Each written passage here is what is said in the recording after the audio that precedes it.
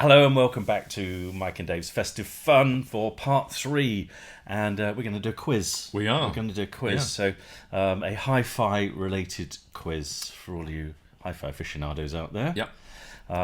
So, Trivial Pursuit. Yes. Hi-fi Trivial Pursuit. Sort of. Yes, okay. Well, it's very trivial anyway. Very trivial. Yeah. We're not sure what we're pursuing. No. Okay, and we've got some questions. Yeah. So, go on, I'll start then. Yeah. I'll give you a start of 10. So we're gonna tell you the answers because you can play along with it and you can see if you can get it. And Yes. if anyone got 20 out of 20, then you're just a show off basically. Because even I had to look up some of them. And so let's go for it then. And I still don't know what they mean, even though I've seen the answers to some of them. So, question number 1 in our Hi-Fi Trivial Pursuit quiz is: what is the best-selling turntable of all time? I don't know. Yeah. What is the best-selling? Yeah. And it's actually quite an interesting question because I think there's an obvious answer, Yeah. but I think it's wrong. Yes. And I would say that most people out there, possibly because of it's been going for so long, go for the Linn LP12. Yes. Would you agree? I would definitely agree. Okay. Yeah. And or even maybe you could say the Rega Planner 3, which has also been going for an awfully long time. Or Thorin's TD160. TD160, yes. Yeah. Yeah. So Have you ever owned a TD160? No, I haven't. No, I haven't owned a TD160. I've heard one. I've played with one, but I've never actually owned one. But I've got a Thorin's which is in need of renovation. okay.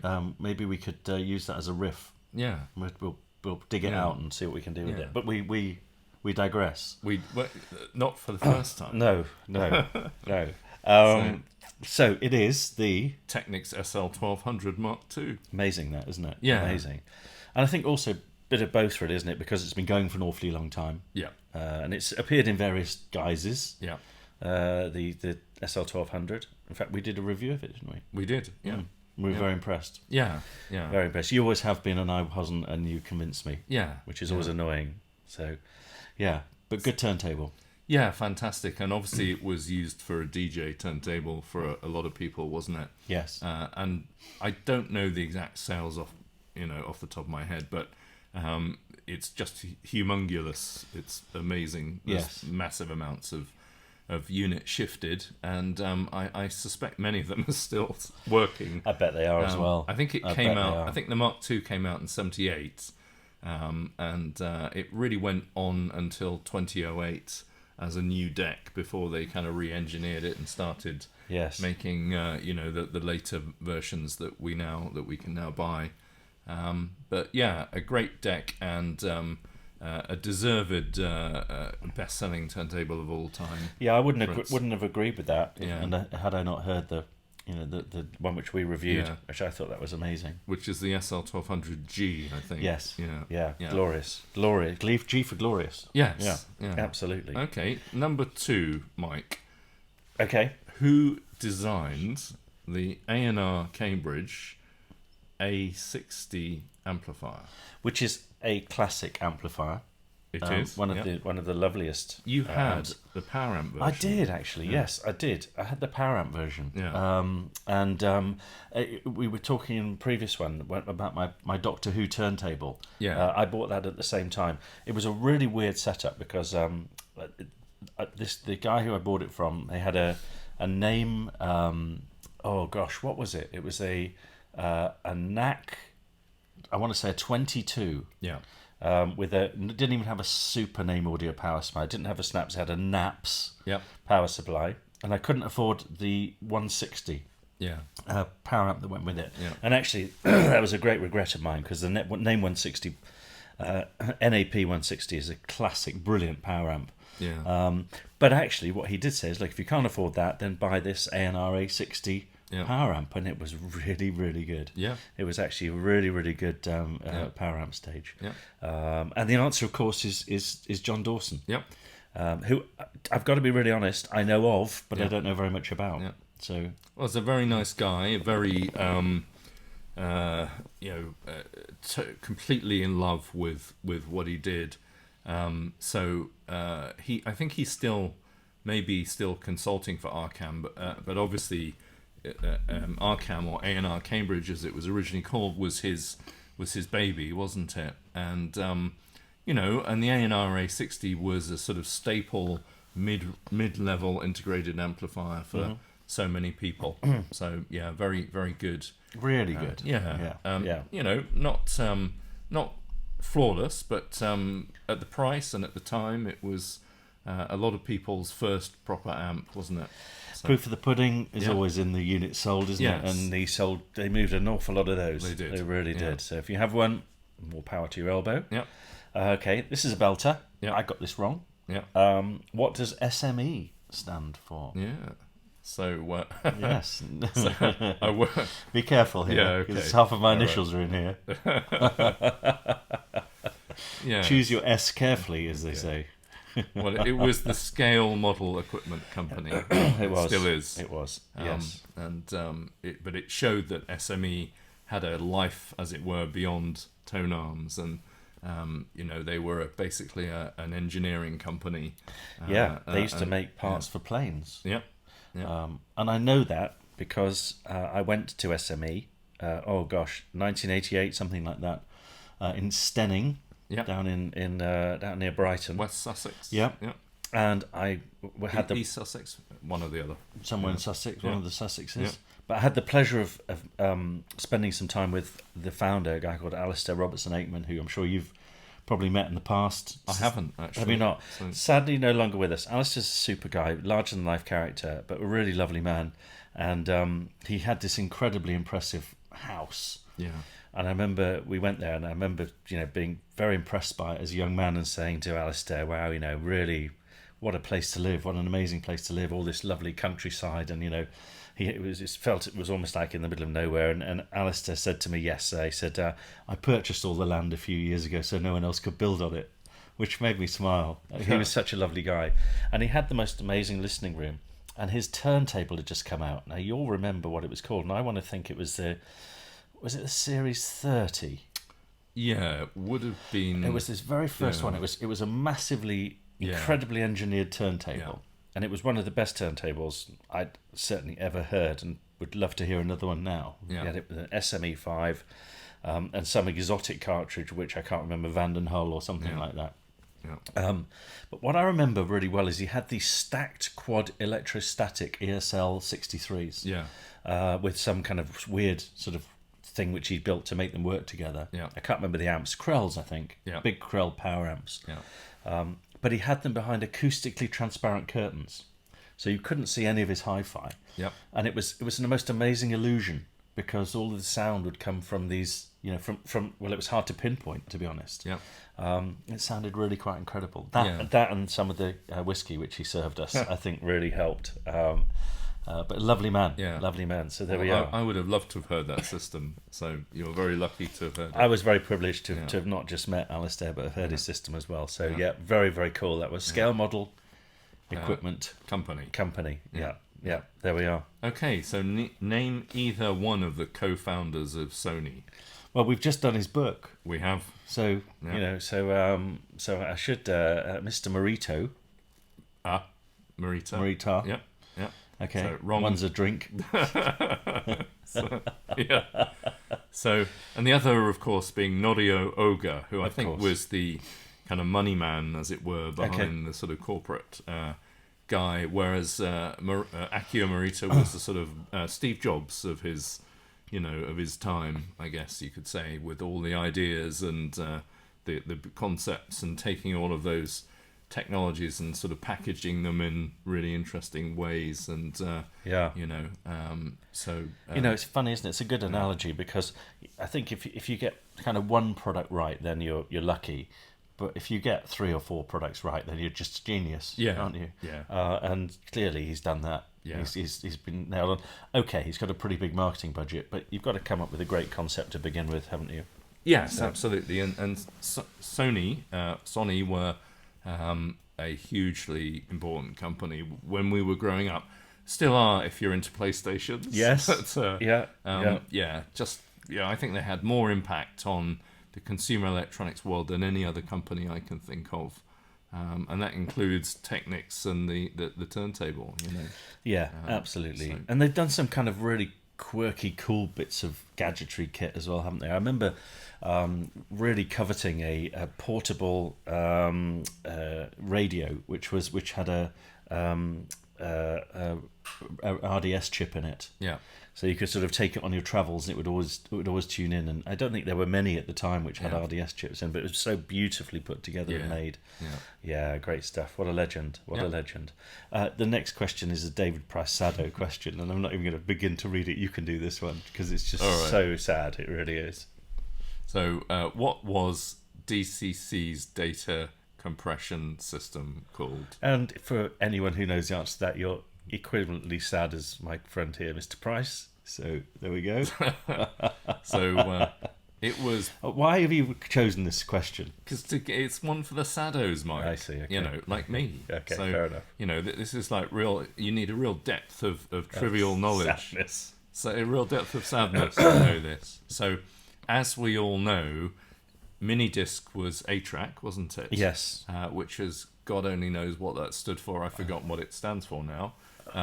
But the answer about DCC, Digital Compact Cassette, was PASC, which was Precision Adaptive Subband Coding. So there you go.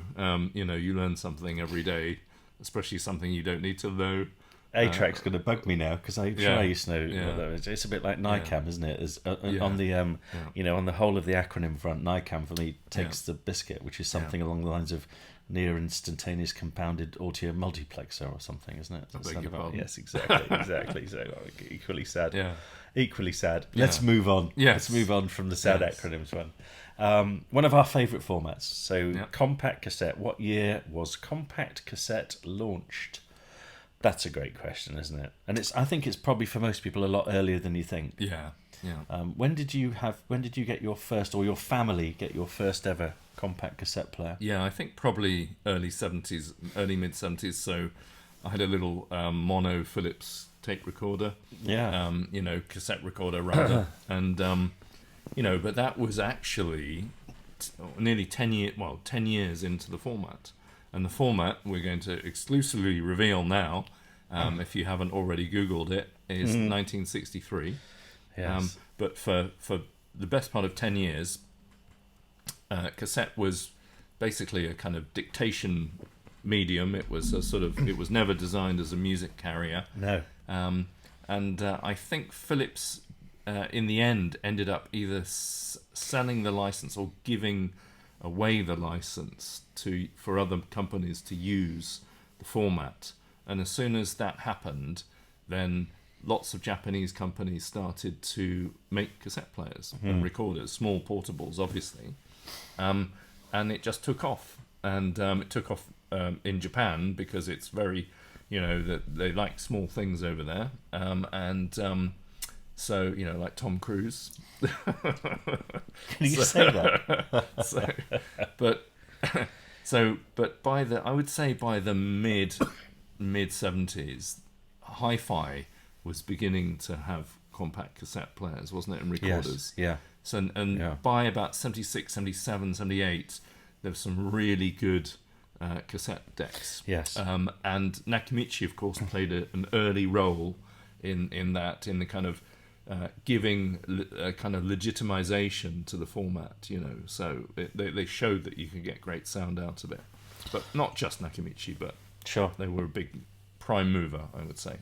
So around about, I want to say probably 1973, 1974, I remember my dad came home with a Philips radio cassette player recorder, which was sort of, in that sort of dark brown wood thing, portable, with a carry handle, and you put sort of 6 big thumping batteries in the back. Yeah. Can't remember the model number of the batteries, but sort of things. I mean, D cells. Yeah, exactly. D cells. Yeah. So 6 of those in, and that was it. We were kind of up and running. And I remember he bought one cassette. He bought this sort of Philips C120 cassette, right? Which actually you were supposed not to buy because the tape was so thin on them. To squeeze it into the box. Yeah. So I would then record the charts. Yeah. So that was totally legal, I'm sure. Tony Blackburn. With Tony Blackburn, and that was sort of my first sort of introduction to hi-fi. But it was so amazing to be able to record the charts and then play your favourite songs over again. And the beauty of it, David, was you could record the charts and you didn't have to listen to the songs you didn't like, because you could just fast forward through them, which was really cool. But the D-cells didn't last very long. Yeah. So what you didn't realise was that the tape was actually slowing down as it was sort of getting to the end of the battery life. So when you put new batteries in, then it would go up to speed and the charts would be played at double speed. So it was it wasn't a very precise science, but straight in at number 1. It's Lady Lovage with whatever it was. Lucky number. Exactly. But if you imagine that on helium, Yeah. It sounding like Joe Pasquale, then that was what that's what Tony Blackburn sounded like. Yes, excellent. It was more sort of Osmonds in those days, really, rather than Linn LP12. But there we go. You've got a great question here, question 7, for those of you keeping up. What was the best-selling year for the vinyl LP and why? And actually, it's the why bit, which is the fascinating bit here, isn't it? Yeah. Really, really cool. Great question. Yeah. Best-selling year ever for vinyl. The year was 1975. good year. Yeah. Very good year. Yeah. And the reason why it was the best-selling year was because of, one particular album, wasn't it? Yeah. Which was... So there's one album that kind of caught the public imagination in the same way that Saturday Night Fever soundtrack did, the Grease soundtrack did a couple of years later. And that was Tubular Bells, wasn't it? Mike Oldfield, which launched Richard Branston's career, didn't it? Because he was... Wasn't that Virgin 001 or something like that? That was the record number, I think. Something around, maybe making that up. But it was a great sounding album as well, really nicely recorded. Yeah. Which I think was sort of a big part of its charm for audiophiles in particular. Probably sold many a turntable, that album. Yes. So. It was a sort of it was a great reason to get into hi-fi when you went into whoever it was, Lasky's on a Saturday afternoon and heard Tubular Bells in stereo. Yes. It's quite an experience. It really was. So, it really was. Yeah, good question. Love that. Okay, over to you. Okay.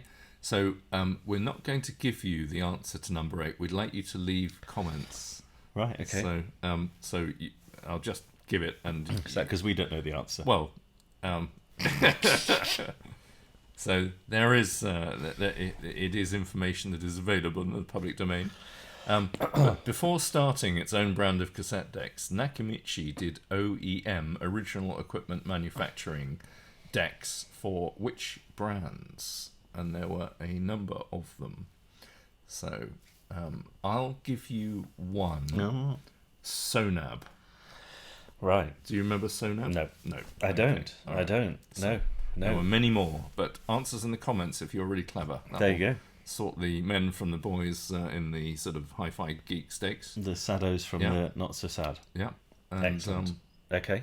Very number good. 9 for you, Mike? Yeah, okay, so number 9. From which company did Nytech come from? And that's a good question as well. It is. And in fact, I got it wrong. Okay, what did you think? I thought it was Ion Systems. No, that came after. That came after. So Nytech turned it when the obelisk. Yeah. So Nytech turned into Ion Systems. Right. Okay. Yeah. Okay. Got you. But Nytech started, and we will be doing a Nytech CTA 252 riff fairly soon. We talk about that a lot. When I can get mine back from the gentleman who is fixing it for me at the moment. More of whom later, but so the Nytech receiver, as we all used to know it, was a fantastic little tuner amplifier. Sounded really good, had an amazing tuner in, and the amp was great as well. And it started as a console for a music center, and the company that did that early design work was called Nitronics. So there you go, very Nitronics. 70s. 70s name. Okay. So yeah. Good question. Yeah. Good question. In fact, you talk about that. We have a very dear old friend of ours, a guy called Andy North, who we were very jealous of because he bought a Nytech CA252. Yeah. Said Nytech CA252, and it got lost in the post. Oh no! Lost in the post, and he never got it. He never received it, and I remember being very excited about being able to listen to it, and it never arrived. But some postie somewhere having Yes, a that's great... right. Yeah. Or either that, or maybe he was one of the early people who were scammed. Maybe it was the scam. Who knows? Liking your next question. Yeah. This is very good. What was Rega's first ever turntable called? Yeah. And obviously you had the Rega Planner 2, the Rega Planner 3, but it predecessor. Yeah. There was no Planner 1 at that time. There was no Planner 1. No. So, no. In fact, there's no Planner. It was just 2 and 3, wasn't it? Yeah. So, the one that came before was called the Planet. Which was super cool. Yes. Super cool. And I've owned 2 over the years, and I've sold them because I've just got them to do features and so on. But I keep coming back and want to get another one. Because it's such a talking point turntable. It's a great looking turntable, isn't it? It's fantastic. Yeah. Sounds pretty good too. Not bad. Yeah. Launched Roy Gandy's career. Yeah. So and one of the very few turntables at that time that had a podule platter. The podules, yes. Yeah. So kind of like the JB Series 3 that came which later. we reviewed. Yeah. We reviewed that, didn't we? Yeah. Yeah. And here's another one for the comments. It's like a side question on that. So what's the connection between the Rega Planet and Amstrad? So I'm not telling you. It's one for the comments. Yeah. Okay. So there you go. But I don't know that. Yeah. I don't know that at all. Yeah. So excellent. There's Amstrad pops up quite a lot. So Alan Sugar Mike Creek worked with Alan Sugar very early on. Mike Creek of Creek Audio, obviously. So there's all sorts of strange things going on there. So there we go. Wow. But okay. Number 11 is it? Yes. Out of 358. Yes. Yeah. Am I asking? Yeah, this? go for it. Yeah. So name 3 great 1980s tone arms. Yeah, that's a good question, isn't it? Sort of really good question. Super arms. You could I go Linn Yeah. LV2. Yeah. Do you know where that name came from? Mr. Ito. Yeah. He was, and Ivor Tiefenbrum from Linn had a meeting with him in Las Vegas. Okay. And in fact, he had 2 meetings with him.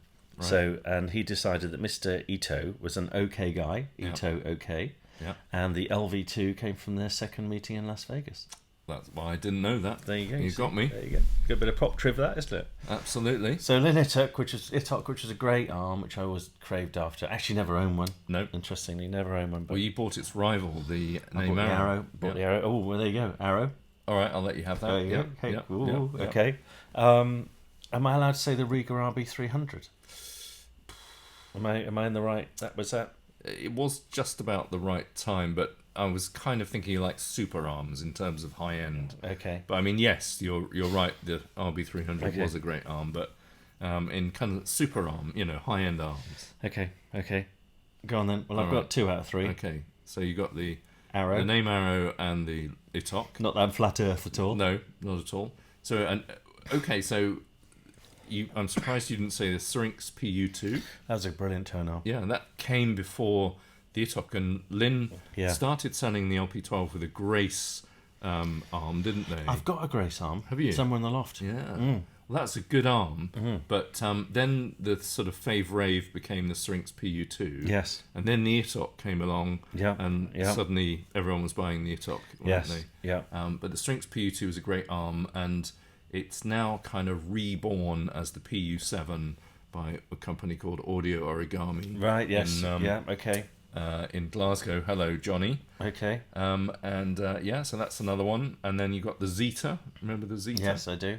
Yeah. Really heavyweight. Yeah. Built like a tank. Yes. Arm, wasn't it? Yeah. And then the Alpha Sun Xenon. That was a good arm. That was a really good one. Silver, S-shaped. It was really uncool to be S-shaped, wasn't it? It was. That time? It was. But it was still a great arm. They didn't they put those in the Roxans for a while? You get that in the Roxan Xerxes, couldn't you? Yeah. And also, obviously, SME. Yeah. SME 4, I guess, would have been the 80s arm.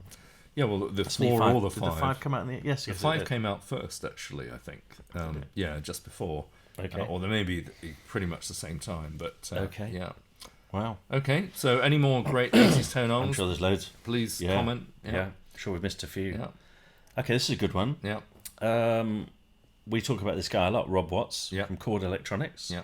But who did he work for before he worked for Chord Electronics in the 80s? So there were a number of people who are kind of quite famous now, have done things which are very well respected now, who, you know, in their earlier career still did really good stuff that maybe haven't been as well celebrated, I'd say. Yes, yeah. And Rob worked for Deltec Precision Audio. DPA. Yeah.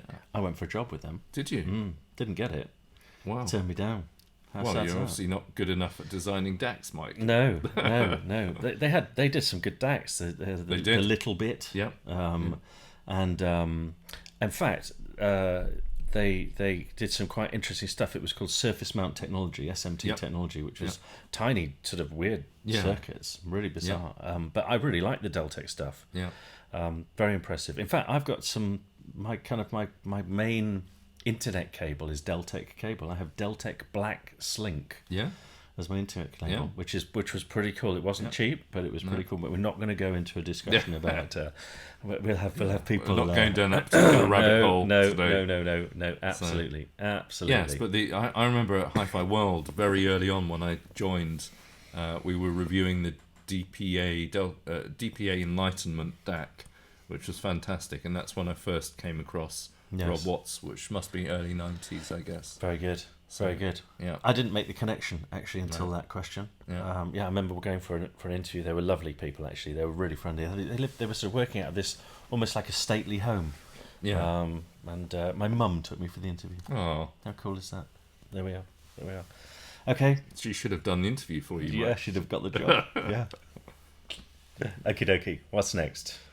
So, another one of these cosmic hi-fi connections. What's the connection between the Cambridge Audio DAC Magic DAC of the early 90s and the Pink Triangle Da Capo DAC? They're both really good. Yes.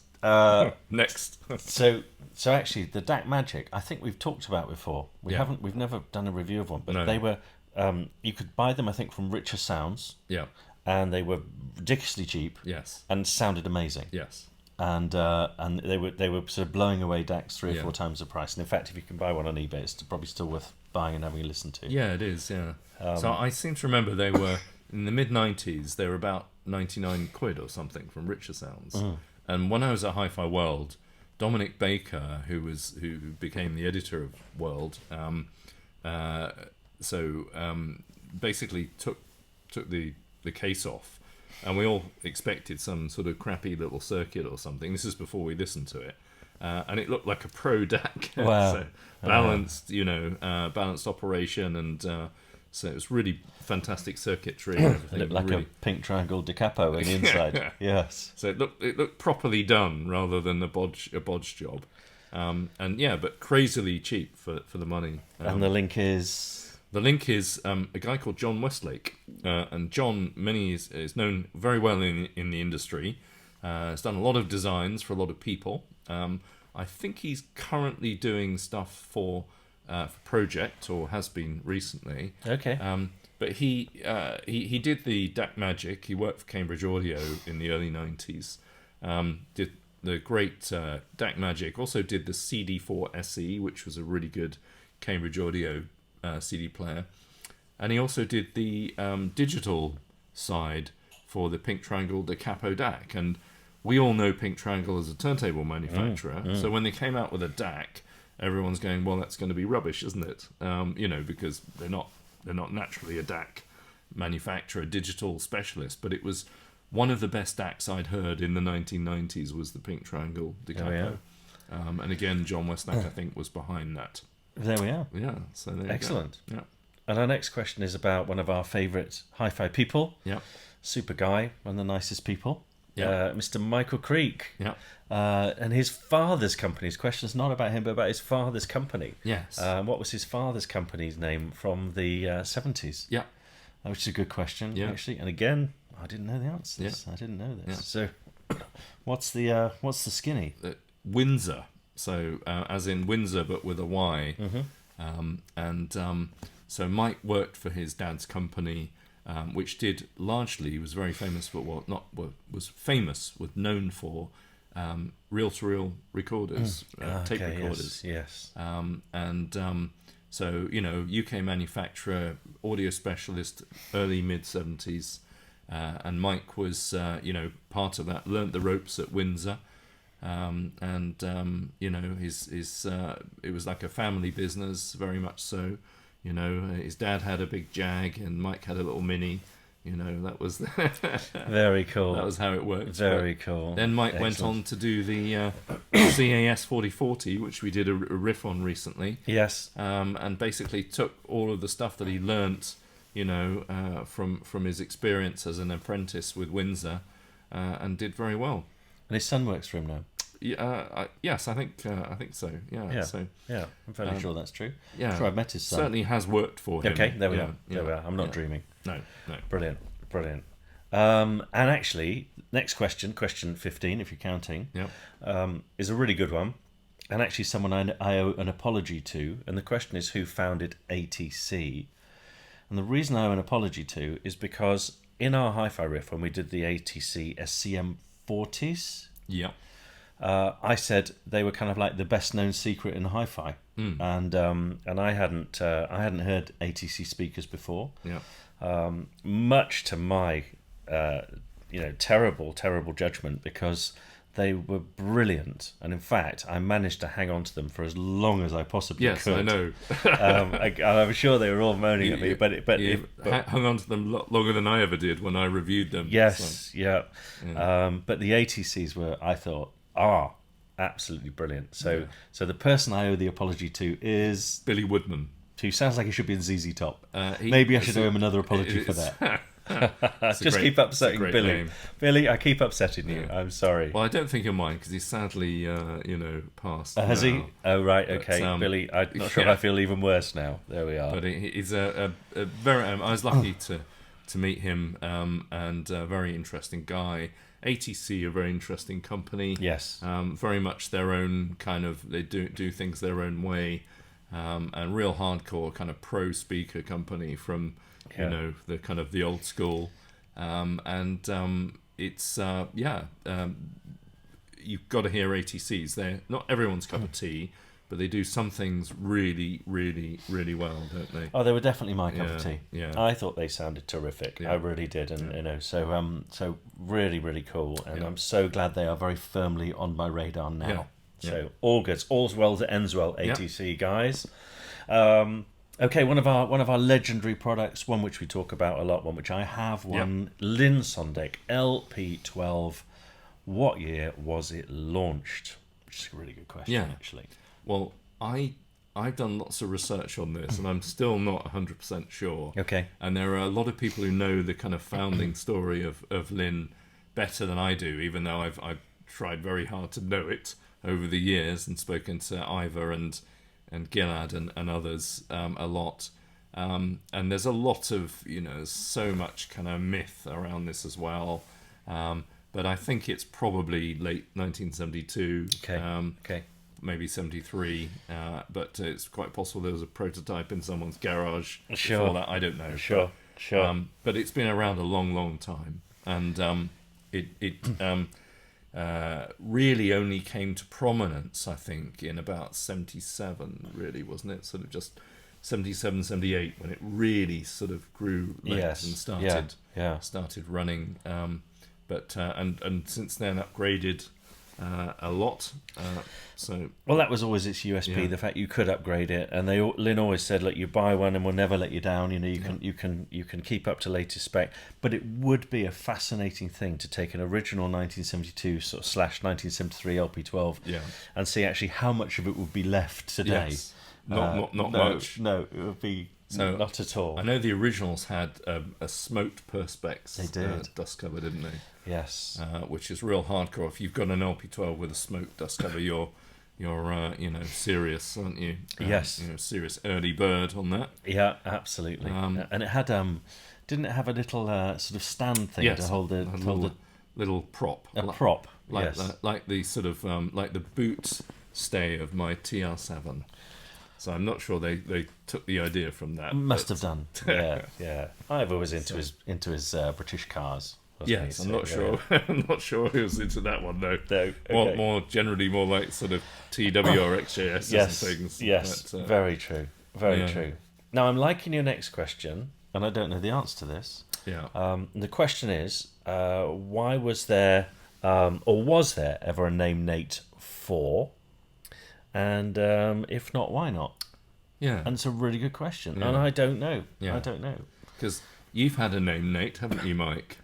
So Yes. you had a 1, didn't you? I've got the original. Yeah, Yes, yeah, the original one. Yeah. And remind us, was it the red light or the Red green light Nate. Would that be the original? The very one? first, red light Nate. Silver Just box needed, Nate. Just needed to say that because it's Hi-Fi Riff. Still got the box. Have you, Mike? I've still got the box. Yes. Yeah. So, okay. So, again, I've asked this question at Naim a few times when I've been over, and the answer I give is what I've been told, but it may not be the definitive version, but it's what I've been told by people at Naim. 4 is an unlucky number in the Far East, in Japan, basically, and China and other countries, and it's just like a sort of 7 is a good number, is a very it's a superstitious number, which is good, and 4 is not a good number. So there's been a lot of things which have been like 1, 2, 3, 5, 6, 7, or whatever, but they've missed out 4, and so I think that's the reason. Naim did sell stuff in Japan, and it's probably not a hugely popular number. So, and it's quite superstitious out there. That's I think. amazing. So, well, I never guessed that either. Yeah. Never have guessed that. So there you go. It went Nate 3 to Nate 5, didn't it? Yes. Yeah. So there you go. Gosh. Okay. Yeah. It's a bit like hotel rooms, isn't it? Yes. There are seldom room 13s or 101s in hotel rooms. Yeah. So interesting. So there you go. Interesting. Yeah. Okay. Next question. I think we're up to 18. Yes. 18. So, what was the name of the Denon cartridge used by the Japanese state broadcaster, the Japanese BBC?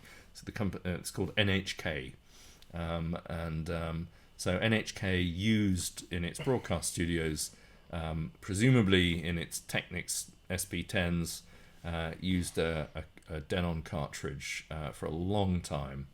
And can you tell me? No. Okay. Not a clue. Right. Okay. It's just a sad old Git question. It is, but on the internet there are lots of people who are absolutely passionate about this cartridge. Is that right? Yeah, and I once reviewed it for Hi-Fi World. I got absolutely flamed. Because I said I liked it, but it wasn't amazing.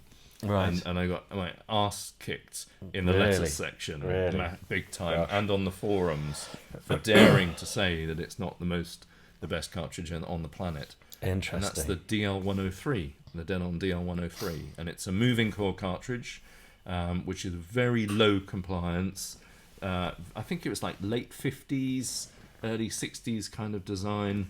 Very low compliance, aluminium cantilever, spherical stylus, and very old school cartridge, which some people kind of rather like the Decca cartridges, kind of say it's just got a magical sound that's never been recreated, blah blah blah. So there you go.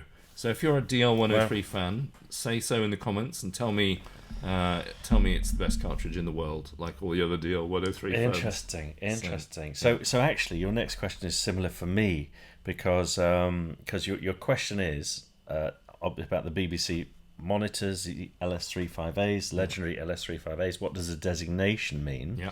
But actually, I'm a little bit the same with the LS35As. They don't quite do it for me. Yep. They don't quite do it for me, and I don't know why. Maybe it's just me. But I've been sort of told off before for saying not horrible things at all, not in the least, but saying it's not quite my bag, shall we say. So, but good questions. What does LS35A mean? Yeah. And the answer is LS3 means outside broadcasting. If you're a BBC, a pipe smoking, sort of leather patched BBC boffin from the early 70s, in corduroy trousers, designing speakers, then LS3 was the internal nomenclature for that's kind of code for Thank you. for outside broadcasting. LS5 was the studio monitor version, so LS5s were studio and LS3s are outside broadcasts. I did not know that. I once went into a BBC outside broadcast van in Clifton in Bristol, and guess what? There was an LS35A there. Only one, by the way, not two. Brilliant. So this is in the 80s. So BBC OD van, little LS35A, and it does sound good with voices. I have to say, it's just the rest of the frequency range it doesn't. Careful. Yeah. So, oops. So yeah. Interesting. Yeah. Interesting. Yeah. Right. Well, there we are. So not a lot of people know that, as Michael Caine Yes. No. said. Quite. Didn't. Quite. Okay. Last question. Yeah. Last question is, what mid-80s CD player came with an optional quality assurance module? I have honestly absolutely no idea at all. And I'm not even sure I know what an optional quality assurance module is, for that matter, either. So, Cambridge Audio CD1. Okay. Can you remember that? Yes, I can indeed, yeah. Yeah. Yeah. That was raved about by Hi-Fi Review, wasn't it? It was, massively. Yeah. Yeah. And you could say it's one of the first super high-end CD players of the 80s.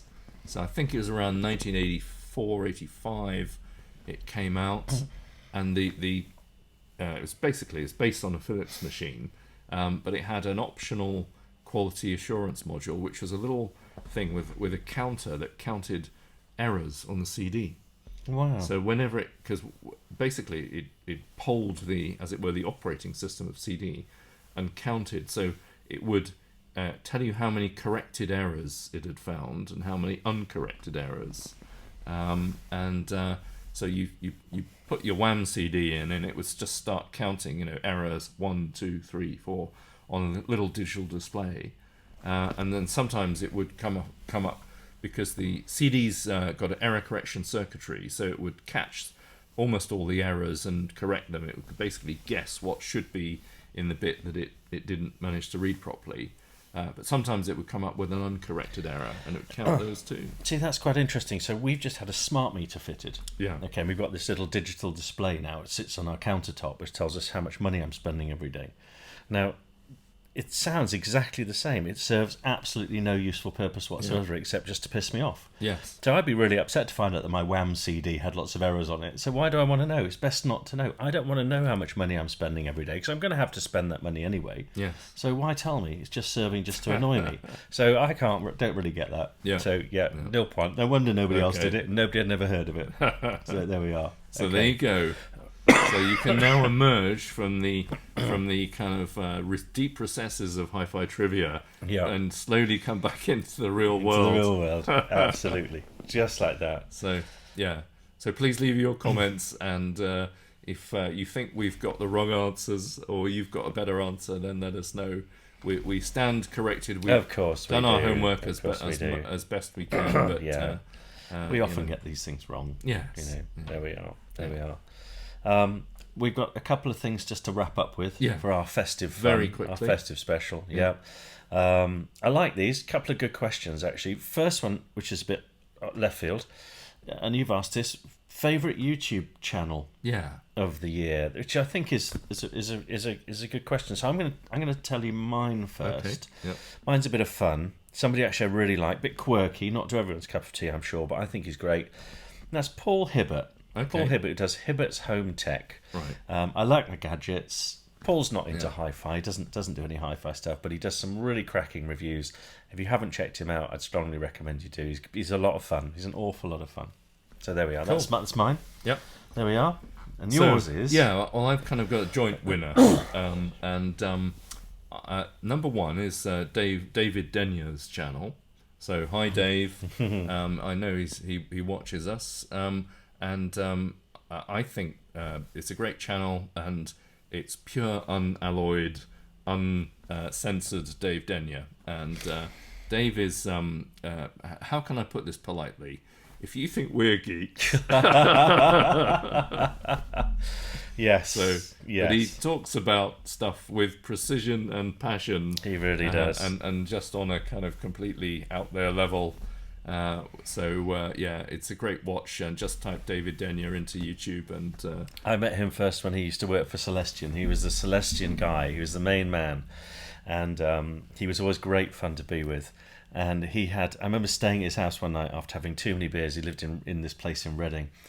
And he had this turntable with an air-bearing tone arm. right. And of course, you had to have a constant supply of air to sort of, keep it pumped up. Yep. And he didn't like the sound of the pump.